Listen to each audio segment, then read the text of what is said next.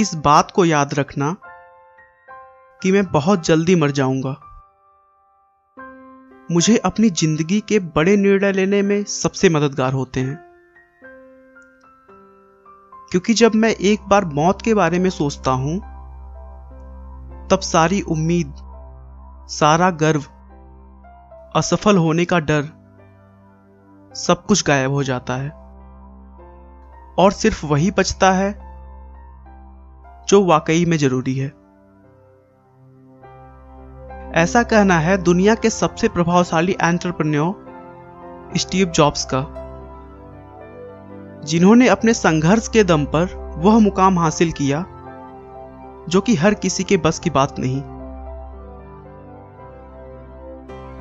Apple company के cofounder इस अमेरिकी को दुनिया सिर्फ एक सक्सेसफुल एंटरप्रेन्योर, बिजनेसमैन और इन्वेंटर के रूप में ही नहीं जानती, बल्कि उन्हें विश्व के मोटिवेशनल स्पीकर्स में भी कहीं ऊंचा दर्जा प्राप्त है।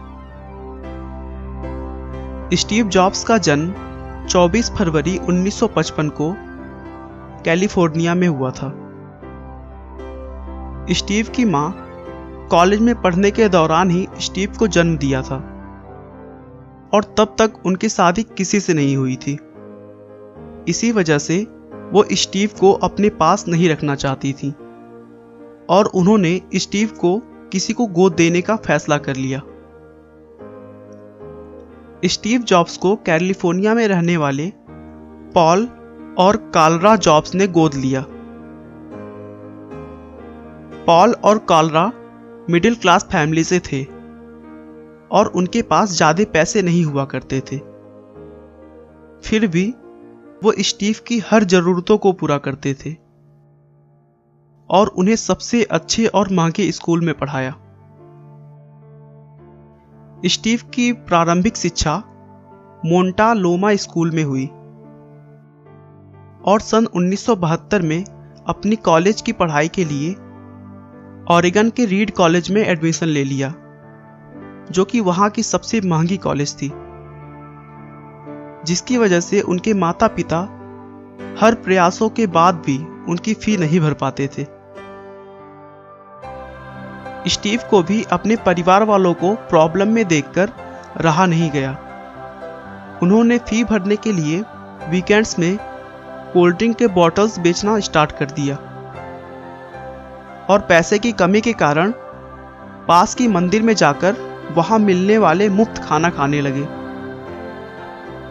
अपने होटल का किराया बचाने के लिए अपने दोस्त के कमरों में जमीन पर ही सो जाया करते थे। इतना कुछ करने के बावजूद पूरी फी नहीं जुट पाती थी और अपने माता पिता को कड़ी मेहनत करता देख उनसे रहा नहीं गया और उन्होंने कॉलेज छोड़ दी। उसके बाद उन्होंने अपना पूरा समय अपने पहले से सोचे हुए बिजनेस पर लगाने लगे। स्टीव ने अपने स्कूल के दोस्त वोजनियाक के साथ मिलकर अपने पिता के छोटे से गैराज में ऑपरेटिंग सिस्टम मैकिन्टोश तैयार किया और इस ऑपरेटिंग सिस्टम सॉफ्टवेयर को बेचने के लिए एप्पल नाम के कंप्यूटर का निर्माण करना चाहते थे, लेकिन पैसों की कमी के कारण वह ऐसा नहीं कर पा रहे थे। उनकी यह समस्या उनके एक मित्र माइक मर्कुल्ला ने दूर कर दी और उसके बाद सन 1976 में मात्र 20 वर्ष की उम्र में उन्होंने एप्पल कंपनी की शुरुआत की।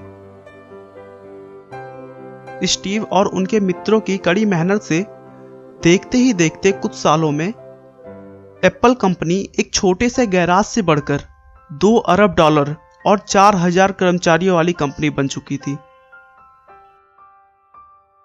लेकिन स्टीव की यह उपलब्धि ज्यादा देर तक नहीं रही। उनके पार्टनर्स द्वारा उनको नापसंद किए जाने और आपस में कही सुनी होने के कारण एप्पल कंपनी की लोकप्रियता कम होने लगी और धीरे धीरे कंपनी कर्ज में डूब गई। जिसके बाद बोर्ड ऑफ डायरेक्टर की मीटिंग हुई और उसमें सारे दोस्त स्टीव का ठहराकर सन 1985 में उन्हें कंपनी से बाहर कर दिया। ये उनके जीवन का सबसे दुखद पल था, क्योंकि जिस कंपनी को उन्होंने कड़ी मेहनत और लगन से बनाया था, उसी ने उन्हें निकाल दिया था। स्टीव के जाते ही कंपनी की हालत और ही बदतर होती जा रही थी। एप्पल से निकलने के कुछ सालों बाद स्टीव ने नेक्स्ट इंक और पिक्सलर नाम की 2 कंपनियों की शुरुआत की, और वो भी काफी सफल रही। एप्पल अब धीरे धीरे टूटती जा रही थी, और ऐसा देखते हुए एप्पल के बोर्ड ऑफ डायरेक्टर्स ने स्टीव जॉब्स से कंपनी में वापस आने की बहुत रिक्वेस्ट की। 1996 में स्टीव ने फिर से एप्पल ज्वाइन कर लिया और पिक्सलर को एप्पल के साथ जोड़ दिया। स्टीव अब एप्पल के सीईओ बन गए थे। जब स्टीव वापस एप्पल में आए थे, उस समय एप्पल में करीब 250 प्रोडक्ट्स थीं। उन्होंने आने के बाद अगले कुछ सालों में इसकी संख्या 10 कर दी और केवल 10 प्रोडक्ट्स पर अपना ध्यान केंद्रित करने लगे। उनका मानना था कि प्रोडक्ट की क्वांटिटी नहीं, क्वालिटी में ध्यान देना चाहिए। सन 1998 में उन्होंने iMac को बाजार में लॉन्च किया, जो काफी लोकप्रिय हुआ, और उसके बाद एप्पल ने कभी भी पीछे मुड़कर नहीं देखा, और फिर iPad और iPhone भी लॉन्च किए। 5 अक्टूबर 2011 को पेनक्रिएटिक कैंसर के कारण कैलिफोर्निया में स्टीव जॉब्स का निधन हो गया, लेकिन आज भी उनकी लोकप्रियता पहले की तरह ही बरकरार है। स्टीव का कहना है कि जो लोग इस बात को पागलों की तरह सोचते हैं कि वो दुनिया बदल सकते हैं, सच में वह दुनिया को बदलते हैं।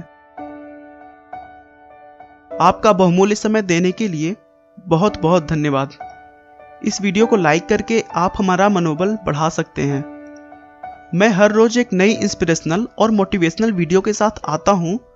दोस्तों, अगर आप हमारे वीडियो को मिस नहीं करना चाहते तो कृपया चैनल को सब्सक्राइब कर लें। आपको यह कहानी कैसी लगी हमें कमेंट करके जरूर बताएं। धन्यवाद।